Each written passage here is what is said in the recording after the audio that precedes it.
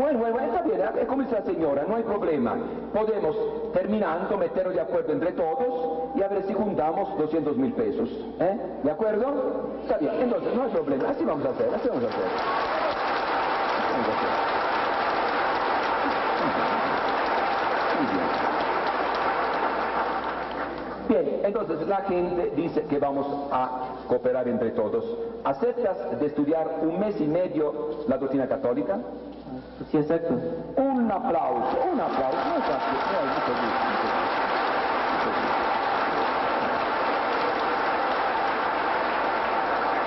Ahora es muy fácil para los católicos, ya que lo ven bien vestido, ya que conoce algo de la Biblia. Pero cuando él estaba en los vicios, nadie se preocupó por visitarlo. Ningún católico lo visitó en su casa, solamente nosotros le dimos a conocer la Biblia, la palabra de Dios. Pero a conocer mal, con muchos errores. Así que él antes era católico ignorante, pero no odiaba al Papa, no odiaba a nadie. Pero ahora va con ustedes, aprende la Biblia, pero aprende a odiar también, aprende a criticar también. Entonces, ¿qué conocimiento de la Biblia es esta? No, entonces vamos a hacer así. Tú estudia y después, sin compromiso, no es que tú ahora vas a ser católico, no. Si tú después de un mes y medio dices, no quiero saber nada, deja todo, ya, deja. Pero si tú quieres continuar a estudiar con nosotros católicos, puedes hacerlo, con toda libertad. Así que estás de acuerdo, ¿sí? Mira, solamente si decides tú quedarte aquí con esta gente católica, te voy a leer un texto en la Biblia que va a suceder lo que dice la Biblia, te va a suceder a ti. Les ha sucedido el dicho del proverbio verdadero: el perro ha vuelto a su propio vómito y la cerda bañada a revolcarse en el fango. Pero es que tú no me enseñas la verdad. Tú nunca me enseñaste la verdad.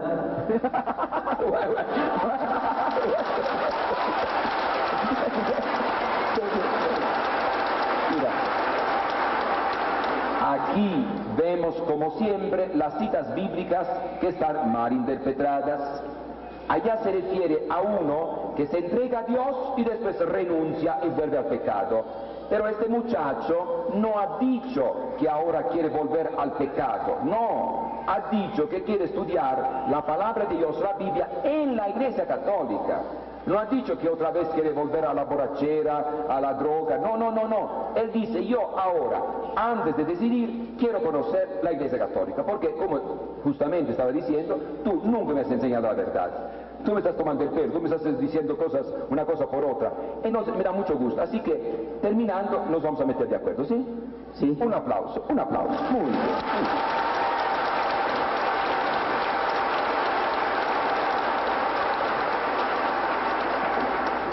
Y con esto terminamos el tema de la iglesia. Lo que han visto ha sido actuado. Estos muchachos son mis achichincles, no son testigos de Jehová. Son apóstoles de la palabra.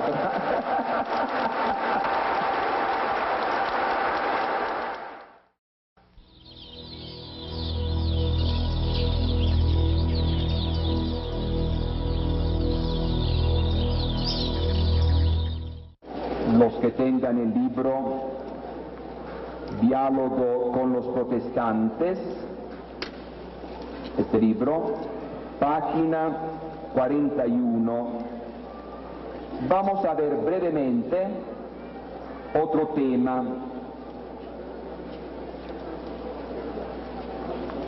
La Biblia y la tradición.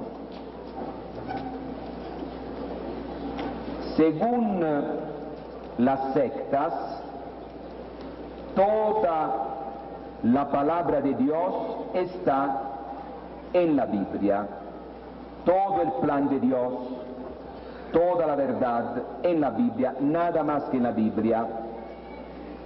Según ellos, todo lo que dice la Biblia es cierto, hay que cumplirlo. Fuera de la Biblia no hay nada seguro, nada verdadero, es un error. Ellos creen que la Biblia es algo que cayó del cielo o que fue escrito por Jesús, nada más. Antes que nada, ¿qué es la revelación?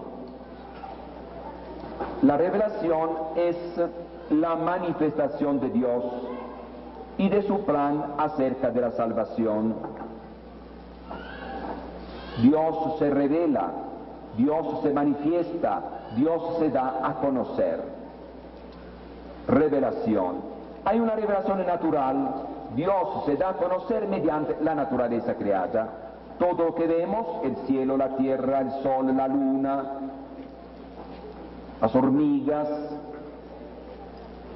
el cuerpo humano, el corazón del hombre, el cerebro, todo nos da a entender que existe un ser superior, un ser poderoso.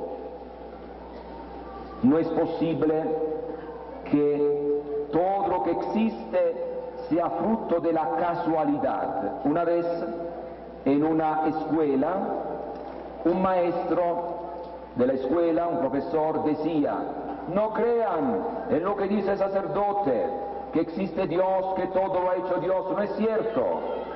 Todo lo que existe es fruto de la casualidad. Por casualidad hay abejas, por casualidad existe el eclipse del sol, de la luna, por casualidad nosotros tenemos la boca aquí. Hubiéramos podido tener la boca también para atrás, es lo mismo. Por casualidad tenemos los dos ojos adelante, hubiéramos podido tener un ojo adelante y otro para atrás. Por casualidad tenemos los pies abajo, hubiéramos podido tener los pies arriba.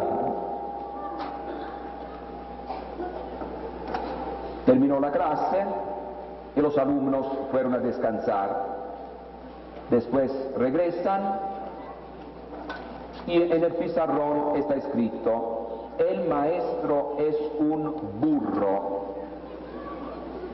El maestro lee: ¿y quién ha escrito esto? Digan quién ha escrito estas palabras. Nadie, señor maestro. Por casualidad. Desde entonces el maestro no volvió a hablar de casualidad. Así que todo lo que nos rodea nos da a entender que existe un ser superior, que ha planeado todo, que ha hecho todo. Cuando uno examina el corazón, el cerebro, el ojo, no puede ser fruto de casualidad. Si yo voy a la casa y no encuentro a nadie, pero quiero saber, ¿vive alguien o ya no viven aquí? ¿Qué hago? Empiezo a observar. Si yo voy al baño y veo que en el baño hay telarañas, quiere decir, aquí ya nadie vive. Si al contrario, voy a la casa y veo sobre la mesa hay platos, cucharas, sobre la estufa está una olla con frijoles, que quiere decir, alguien vive, salieron un momento, van a regresar. Me fijo cuántos son los platos, tres personas viven aquí. Así que yo, observando la naturaleza, observando todo lo que nos rodea, puedo decir: existe un ser superior, existe un ser inteligente, que nosotros llamamos Dios. Carta de San Pablo a los Romanos, capítulo 1, versículos 19 y 20. En realidad lo que se puede conocer de Dios no es un secreto para ellos, pues Dios mismo se lo dio a conocer. Pues si bien no se puede ver a Dios, podemos sin embargo, desde que Él hizo el mundo, contemplarlo a través de sus obras y entender por ellas que Él es eterno, poderoso y que es Dios. Observando la creación, yo entiendo que existe un solo Dios poderoso, inteligente, lleno de amor. También existe una revelación sobrenatural. Dios se sirve de ciertas personas escogidas para darse a conocer, para dar a conocer su plan. Los profetas del Antiguo Testamento.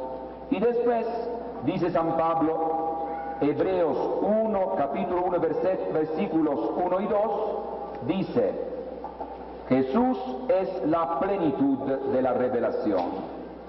Dios habló a nuestros padres en distintas ocasiones y de muchas maneras, por los profetas. Ahora, en esta etapa final, nos ha hablado por medio de su Hijo. Así que Dios se manifiesta mediante la creación y mediante ciertas personas escogidas, especialmente mediante Jesús. Jesús es la plenitud de la revelación. Jesús es el Evangelio de Dios, la buena noticia que Dios da a la humanidad. La buena noticia no es un libro, es una persona. Marcos 1:15. Conviértanse y crean en el Evangelio. El Evangelio es Cristo. Marcos 8:35. El que da la vida por mí, por el Evangelio, por mí que soy el Evangelio de Dios. Vayan por todo el mundo y prediquen mi Evangelio a toda criatura. Marcos 16:15. Una vez, hablando con un pastor de una secta, yo le dije, a ver, ¿qué cosa es el Evangelio? Jesús mandó a predicar el Evangelio. ¿Qué es el Evangelio? Él me contestó, la Biblia. No, Jesús no escribió la Biblia. Jesús no dijo, aquí está este libro, vayan, lean, anuncien, prediquen y cada quien funde su iglesia. No. Para que la salvación llegara a todo el mundo, Jesús fundó la iglesia. La iglesia llevará el Evangelio. El Evangelio es Cristo. La iglesia representa a Cristo en todo el mundo. Todo lo que dijo Jesús, todo lo que hizo Jesús es Evangelio de Dios. El Evangelio, la buena noticia. Vamos a ver algo que dijo Jesús y que es Evangelio, buena noticia. A ver si alguien de ustedes recuerda alguna frase de Jesús, alguna palabra que dijo Jesús. ¿Qué? No se oye. Vayan por todo el mundo y prediquen el Evangelio a toda criatura. ¿Por qué es Evangelio de Dios? Buena noticia de Dios. Porque manifiesta la voluntad de Jesús de salvar a todos, de que todos puedan llegar a la plenitud del conocimiento. Dios no se interesa solamente de un grupito, vayan por todo el mundo, prediquen el Evangelio a toda criatura. A ver, ¿alguna otra frase de Jesús? Hagan que todos sean mis discípulos y tantas otras frases. Allá se ve el amor de Dios. Jesús es Evangelio de Dios. Ahora, algo que hizo Jesús, algo que hizo, que manifiesta a Jesús como Evangelio. Algo que hizo Jesús, la resurrección de Lázaro. ¿Por qué es Evangelio? ¿Qué me manifiesta acerca de Jesús? ¿Qué me dice la resurrección de Lázaro? Que Jesús es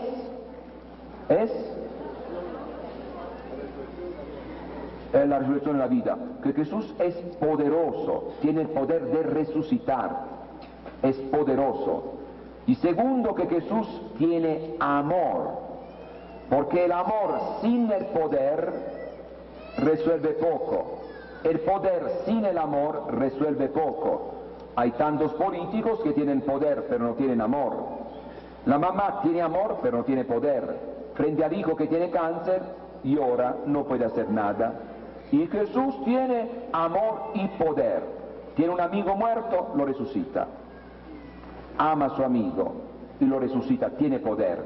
Así que aquí está el Evangelio, el poder de Dios, el amor de Dios, expresión del poder y del amor de Dios. ¿Qué hizo Jesús para que el Evangelio llegara a todo el mundo? Según las sectas, la Biblia. Para que el Evangelio llegue a todo el mundo, basta la Biblia. Yo voy a la librería, compro la Biblia, leo la Biblia, predico la Biblia, bautizo, caso, descaso, ahí está todo. Hace 15 días era un borrachín, se entregó a Cristo, fue a la librería, compró una Biblia y ya predica, ya enseña, ya bautiza, ya casa, ya descasa, vuelve a casar. En la Biblia está todo. No, no es así. Para que la salvación llegara a todo el mundo, Jesús fundó la iglesia. Quien por primera vez anunció con poder, con fuerza, a Jesús como evangelio de Dios. Por primera vez, ¿quién de parte de la iglesia anunció a Jesús como evangelio de Dios? ¿Quién? San Pedro el día de Pentecostés. Estamos a salvo. Jesús ha muerto, Jesús ha resucitado, Jesús está a la diestra del Padre, Jesús manda su Espíritu. Este es el evangelio. Tenemos la salvación, podemos salvarnos. Ahora bien, el evangelio, que es Cristo, tiene que llegar a todo el mundo mediante la predicación. Los apóstoles recibieron el evangelio y lo transmitieron. Los demás recibieron y transmitieron. ¿Cómo se llamó desde un principio el evangelio? Se llamó tradición. 1 Corintios capítulo 15 versículo 3. Dice San Pablo: lo que yo recibí, yo lo transmití a ustedes. San Pablo recibe y transmite. Después recordamos también 2 Timoteo capítulo 2 versículo 2. Lo que yo enseñé a ti en presencia de muchos testigos, tú enséñalo a otros que merezcan confianza, capaces de enseñar a otros. Timoteo recibe y transmite. Los que reciben transmiten a otros. Este evangelio llegará hasta el fin del mundo. Pero ¿cómo será posible que sin errores? Claro, yo estaré con ustedes todos los días hasta que termine este mundo. Mateo 28:20. Jesús estará en su iglesia para que la iglesia pueda presentar a Jesús sin errores a lo largo de la historia hasta el fin del mundo. Poco a poco algo se empezó a escribir, algo del evangelio, algo de la revelación. Tiene la misma importancia. Lo que está escrito y lo que se predica es lo mismo. Segunda carta de San Pablo a los tesalonicenses, capítulo 2, versículo 15. Dice San Pablo: cuidado con las tradiciones. Pongan atención, guarden las tradiciones que han recibido de nosotros, de viva voz o por escrito. Así que las tradiciones, el evangelio transmitido que viene de viva voz o por escrito es lo mismo. Pasan los siglos, pasan los años y se escriben muchas cosas, muchas partes de la tradición están puestas por escrito. Y entonces en el pueblo de Dios surge la idea de que algunos escritos son sagrados, como algunos escritos del Antiguo Testamento, escritos sagrados. Por ejemplo, las cartas de San Pablo, algunos otros escritos. En cada comunidad había ciertos libros considerados sagrados, palabra de Dios, inspirados por Dios. A un cierto momento interviene la jerarquía de la Iglesia. Sobre algunos libros hay dudas. Después la lista no es igual en todas las comunidades. Y entonces el Papa Dámaso I, año 382, toma la decisión. También considera palabra de Dios algunos libros sobre los cuales había alguna duda. Y surge el Nuevo Testamento. Después le añade el Antiguo Testamento tomado de la versión de los 70, que incluía también algunos libros sobre los cuales había alguna duda. Y entonces sale la Biblia. Ta Biblia, los libros sagrados. Primero Cristo, después la Iglesia, después la tradición, después la Biblia. Las sectas que hacen, toman la Biblia y rechazan la iglesia, rechazan la tradición. Y con la Biblia interpretada a su modo, cada quien presenta su evangelio a su modo. Y por eso hay tantas contradicciones. Así que no podemos aceptar la Biblia sin aceptar la iglesia. La Biblia no cayó del cielo, la Biblia no la hicieron los apóstoles. En la formación de la Biblia está el papel de la iglesia católica, de los obispos, del Papa. ¿Cómo sé yo que aquellos libros son inspirados por Dios? Dicen las sectas, porque está escrito allá, cada escritura está inspirado por Dios. Pero ¿quién me dice a mí cuáles son los libros inspirados por Dios? Lo dice la Biblia. No, antes los libros estaban sueltos. No fueron escritos por la misma persona al mismo tiempo, no. Allá había un libro, allá había otro libro, había muchos libros. Además, no todos los libros que se presentaban como palabra de Dios fueron aceptados como palabra de Dios, no. Había el Evangelio de Pedro, el Evangelio de Santo Tomás, había muchos libros que la iglesia rechazó, considerados como libros extraños, que tenían cosas extrañas a la fe. Aquí vemos el papel de la iglesia en la formación de la Biblia.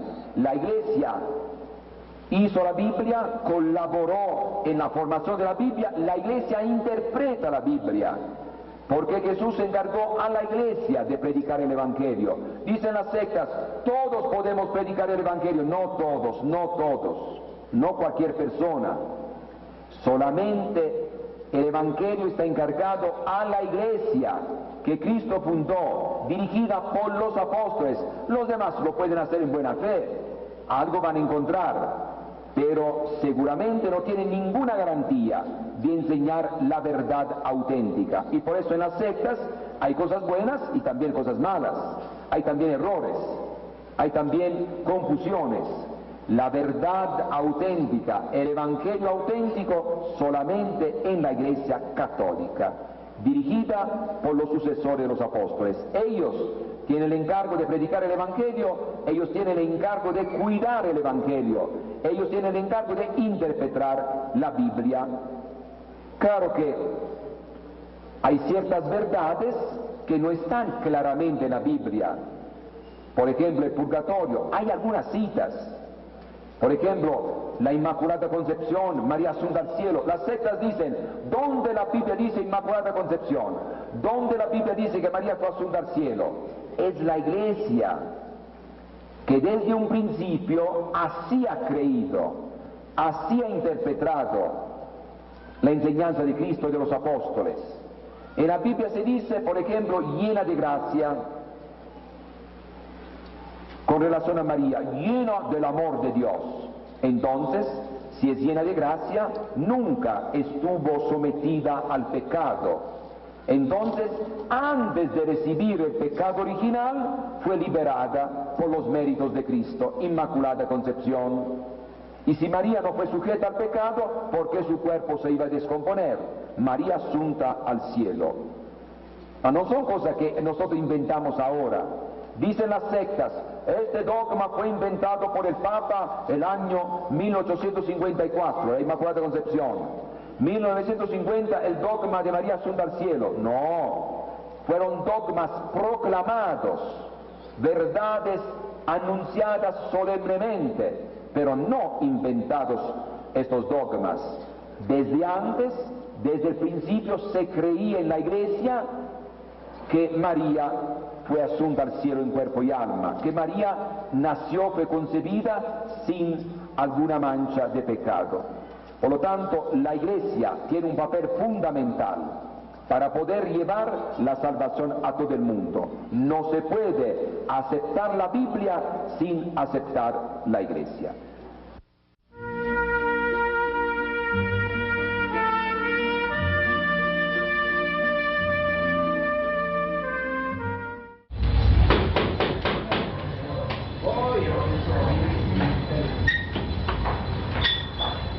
Hola. Hola, Federico. ¿Cómo has estado? Pues gracias a Dios, muy bien. ¿Y tú, Milagro, que nos visitas? Aquí, mira, un amigo. Oh, mucho gusto. Mucho gusto. Pasen. Gracias. Les presento un hermano que se encuentra conmigo estudiando la Biblia. Mucho gusto. Pueden sentarse, por favor. Gracias. Venimos a invitarte para la peregrinación del día domingo, que es a las 10 de la mañana en la parroquia, en honor a la Virgen María. Así es que si gusta participar también el hermano, los esperamos. Fíjate que ya no soy católico. ¿Ya no eres católico? No, de ninguna manera. Entonces, ¿a qué organización perteneces? Ahora pertenezco a la Iglesia de la Luz del Mundo. Precisamente estamos estudiando la Biblia. Él es quien me está enseñando. Y lo invitamos un rato, si gusta, quedar con nosotros un momento para estudiar la Biblia. Mencionaste acerca de la Virgen María. Ustedes dicen que María es virgen. Claro. Sin embargo, no es. No sé si tengan su Biblia para poder investigar más profundamente. Bueno, mira, está bien. Vamos a hablar acerca de este tema. Pero, ¿qué te parece si tú hablas un momento, o usted también, y después nos permiten hablar a nosotros? Sí, como no, Bien, Santiago, bien. podemos platicar. No Entonces- sé si traen su Biblia. Sí, claro, la traemos. Podemos comprobar en la Santa Biblia cómo María no es virgen. Puedes buscar en tu Biblia Mateo capítulo 1, versículo 25. Dice lo siguiente: pero no la conoció hasta que dio a luz a su hijo primogénito y le puso por nombre Jesús. Aquí encontramos cómo Jesús ciertamente fue concebido por el Espíritu Santo. Pero una vez que nació Jesús, José la conoció, hasta que la conoció. ¿A quién? A su mujer, como es el matrimonio normal. Así que tuvo relación con su mujer. Además, aquí mire, en Lucas capítulo 2, verso 7, encontramos lo siguiente. Y parió a su hijo primogénito, y lo envolvió en pañales. Aquí nos dice que María tuvo más hijos, porque al decir tuvo a Jesús como hijo primogénito, es decir, el primero de sus hijos, quiere decir que posteriormente tuvo más hijos. Si hubiera sido un hijo nada más, diría la Biblia, hijo unigénito. Al contrario, dice hijo primogénito. Y si nos vamos al diccionario, va a decir la palabra primogénito significa el primero de los hijos. Así que no puede ser virgen María. Eso lo podemos comprobar en la Biblia. En Mateo capítulo 12, versículo 46, vamos a encontrar que la Biblia hace mención de los hermanos de Jesús. Mientras él aún hablaba a la gente, he aquí su madre y sus hermanos estaban afuera y le querían hablar. Y le dijo uno: he aquí tu madre y tus hermanos están afuera y te quieren hablar. Claramente nos habla de los hermanos de Jesús. Pero para saber quiénes eran estos hermanos, vamos a ver lo que dice Marcos capítulo 6, versículo 2 al siguiente. Dice lo siguiente: y llegado el sábado comenzó a enseñar en la sinagoga, y muchos oyéndole estaban atónitos diciendo: ¿de dónde tiene estas cosas? ¿Y qué sabiduría es esta que le es dada? Y tales maravillas que por sus manos son hechas. ¿No es este el carpintero, hijo de María, hermano de Jacobo, de José, y de Judas, y de Simón? ¿No están también aquí con nosotros sus hermanas? ¿Se da cuenta? Aquí menciona los nombres de los hermanos de Jesús. Así que Jesús tuvo más hermanos, y aquí están los nombres, y no podemos decir que María es virgen, puesto que tuvo más hijos. ¿Se da cuenta? Además, también en Mateo capítulo 13, versículo 55, podemos encontrar cómo se habla también de los hermanos de Jesús. Y en Juan capítulo 7, versículo 3, nos va a contar, nos va a narrar de que los hermanos de Jesús le decían: ¿sabe qué? Tienes que ir a hacer milagro en Judea. Pero Jesús no quería salir porque sabían que lo querían matar. Pero esto lo decían sus hermanos porque no le creían aún. Pero lo que tú acabas de decir, que la Virgen o la virginidad de María no puede ser, es imposible. Porque con solo hecho de tener a Jesús como su hijo natural, ¿qué pasa? Deja de ser virgen. Así que no podemos llamarle a esa mujer virgen. Bien, entonces ahora me escuchan un momento, voy a explicarte unas cosas. Tú mencionas que en la Biblia se halla que María no tuvo relaciones con José hasta que nació Jesucristo. Claro. Lo que aquí muestra no es que después tuvo relaciones, sino que Jesús nació por obra del Espíritu Santo sin haber tenido relación. Sí. Ahora mira, también en la Biblia encontramos esta expresión hasta en 2 de Samuel 6:23. Va a leer aquí. Y Micol, hija de Saúl, no tuvo hijos hasta el día de su muerte. Ahí ve. Entonces, ¿qué dice? Que Micol no tuvo hijos hasta el día de su muerte. Según tu interpretación, entonces Micol tuvo hijos después que murió, y no es posible. Después, tú me dices que en la Biblia encontramos la palabra primogénito y no unigénito, claro, como debiera de ser. Bueno, solamente te quiero decir que en la Biblia primer nacido o primogénito es lo mismo. Para ello existían leyes especiales que había que cumplir prontamente, sin esperar que fuera el hijo único o que después tuvieran más hijos. Fíjate, esta ley se encuentra en Éxodo 13:2 y María precisamente cumplió esta ley. Está en Lucas 2:22 al 24. Asimismo, cuando llegó el día en que, de acuerdo a la ley de Moisés, debían cumplir el rito de la purificación de la madre, llevaron al niño a Jerusalén, allí lo consagraron al Señor, tal como está escrito en la ley: todo varón primogénito será consagrado al Señor. Entonces, nota cómo allí está hablando simplemente del cumplimiento de una ley hecha para los hijos primeros. Entonces, primogénito o unigénito no importa, ¿sí? Lo que importa ahí es la ley que existe para el primer nacido. ¿Está bien? Ahora, tú me dices también que una vez que María tuvo a Jesús, ya dejó de ser virgen. Bueno, pero esto es algo realmente humano. Pero Jesús no vino por obra humana. Fíjate, en Mateo 1:18 encontramos, dice así: el nacimiento de Jesucristo fue así. Su madre, María, estaba comprometida con José, pero antes de que vivieran juntos, quedó esperando por obra del Espíritu Santo. Y fíjate que esa era la señal precisamente para reconocer el nacimiento del Mesías. Una mujer virgen iba a dar a luz un hijo. Es común que cualquier mujer dé a luz, pero una mujer virgen no. Y esa era precisamente la señal.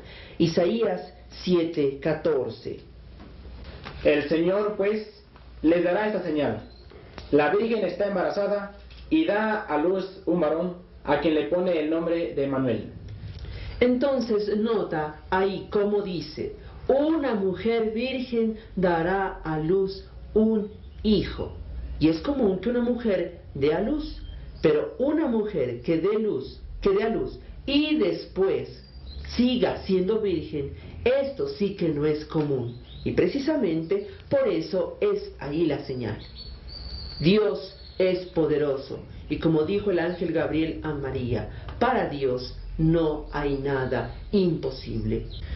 Precisamente donde nos puede aclarar la Biblia es lo que te acabo de dar: Mateo capítulo 12 versículo 46 y los otros textos. Aquí ya dice hermanos de Jesús. Bueno, ahí también voy a explicar. En la Biblia la palabra hermano tiene diferentes significados. Puede ser primo, puede ser sobrino, puede ser pariente, puede ser amigo, puede ser de la misma religión. ¿Sí? Entonces, fíjate, por ejemplo, en Génesis 11:27 dice que Lot es sobrino de Abraham. Ahora, vamos a ver qué dice Génesis 13:8. Vale. Así pues, Abraham le dijo a Lot: mira, es mejor que no haya peleas entre nosotros, ni entre mis pastores y tus pastores, puesto que somos hermanos. Ahí fíjate cómo utiliza esta palabra, puesto que somos hermanos, cuando en realidad uno era tío y el otro era sobrino. A ver, ¿me permites un momento? También encontramos en el Nuevo Testamento, por ejemplo, en Hechos de los Apóstoles, capítulo 1, versículo 15, donde nos dice que eran alrededor de 120 hermanos. No es posible que una mujer tenga 120 hijos.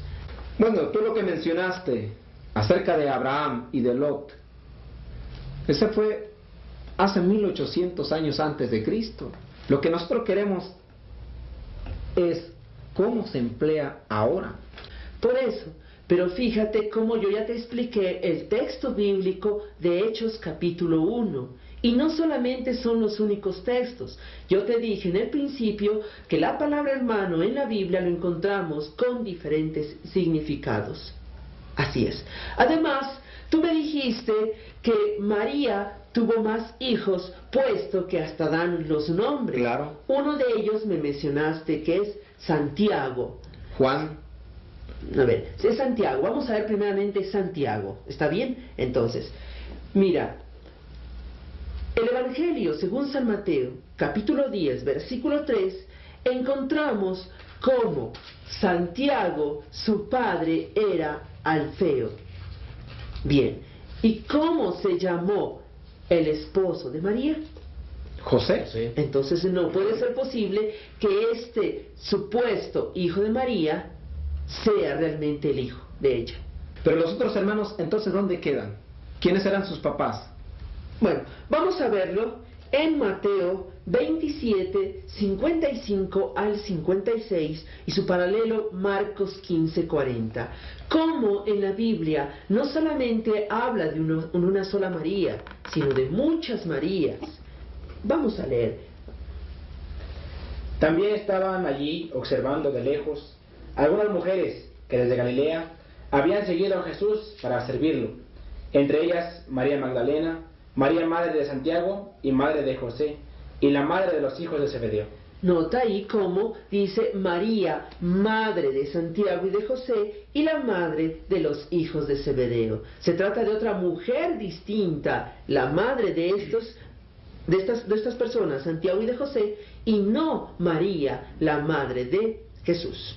Bien, ahora, referente a lo que tú dices de que María a fuerza tuvo más hijos, etcétera, bueno, yo te digo, al menos si yo muriera, no dejaría a mi madre a cualquier persona, sino a uno de mis hermanos. Tú también lo harías. Claro, es lógico. Entonces, mira, ¿qué hizo Jesús antes de morir?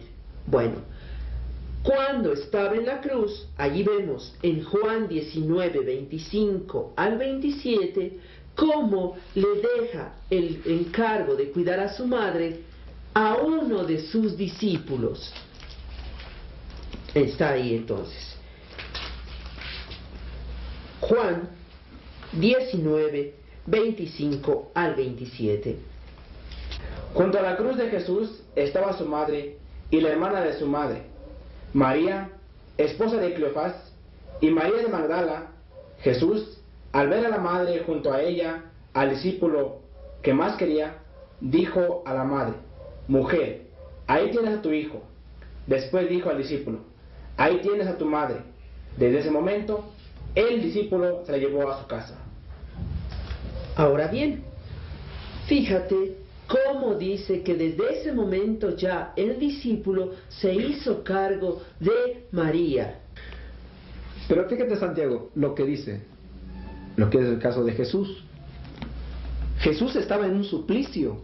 En ese momento no estaban sus hermanos. ¿quién estaba? Su amigo el más querido. Entonces por eso se la recomienda al discípulo. En este caso no podemos confundir. Pero ahí habla de que el discípulo se la llevó a su casa. No dice que después fue con los familiares, con sus hijos, nada. Además, en la Biblia nunca vamos a encontrar la expresión hijos de María, sino simplemente hermanos de Jesús. Únicamente hermanos. Nunca encontramos hijos de María. Y fíjate, precisamente yo estoy estudiando estos libros que se llama Diálogo con los Protestantes, y mira un libro que se llama La Luz del Mundo, donde ahí presenta la doctrina que ustedes están diciendo. Ahora, que si tú dices que María tuvo más hijos, bueno, sigue teniendo más hijos. Yo soy hijo de María. Yo no. Bueno, entonces, mira, te voy a poner un ejemplo. Tú en tu casa tienes una mamá. Sí. Tienes un papá. Claro. Y tienes hermanos. Claro que sí. Y en el cielo tienes un Jehová, padre. Jehová. Y tienes también un hermano, que es Jesús. Claro. ¿Y madre? Bueno, no tengo, porque... Claro, Bueno, no mire, tienes madre. Mire, además la iglesia de ustedes anda mal en otras cosas, por ejemplo, utilizan las imágenes. Bueno, veces a no ver, se adora esas cosas. disculpa, Por ejemplo. disculpa que te interrumpa. Solamente que ahorita estamos tratando únicamente el tema de la Virgen María. ¿Está bien? Pero de todas maneras, nosotros no amamos a esa mujer. Y por eso Bueno. vamos a seguir nosotros estudiando aquí. Y ojalá que nos vuelvan a visitar pronto para poder platicar. Claro que sobre sí, estamos. las- Y vemos otro tema, si quieren. No, por el momento ahorita tengo que ir a otras cosas. Bueno, muy bien.